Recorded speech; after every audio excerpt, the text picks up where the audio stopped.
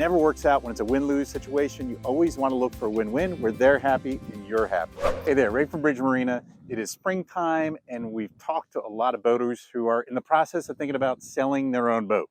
So I want to do a quick video to give you some insight or thoughts when you're going to sell something on your own. The easiest part might be figuring out the value, because that's something you can go online and kind of do some research and see what boats similar to yours are selling for. The harder part of that is considering any repairs or condition about your boat.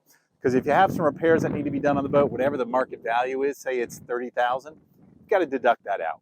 So if you need to do a tune-up or bellows, or it's got scratches down the side, you've got to start taking that out of its value.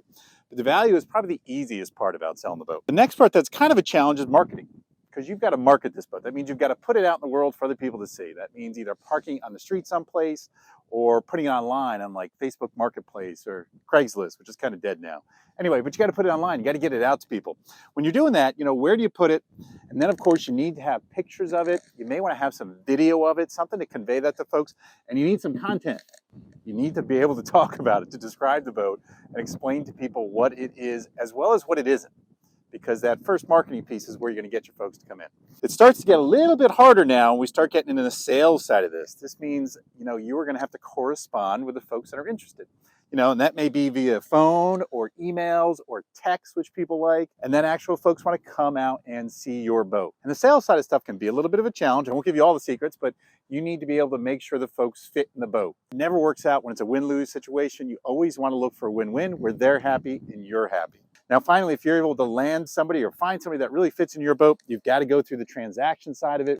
Down here is where it gets hard. If you found the right buyer, you've got to negotiate that price, make sure it's a win-win for both of you. You need to have some sort of paperwork to control that, a bill of sale, a buy-sell agreement.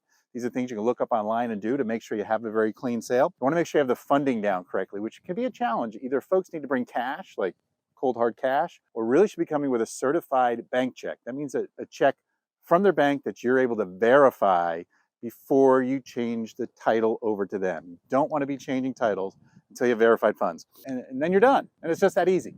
But this is a process. It is not the easiest thing to do. If you need help with it, if you got questions, reach out to us. We're glad to help you and hope to see you on the water this summer.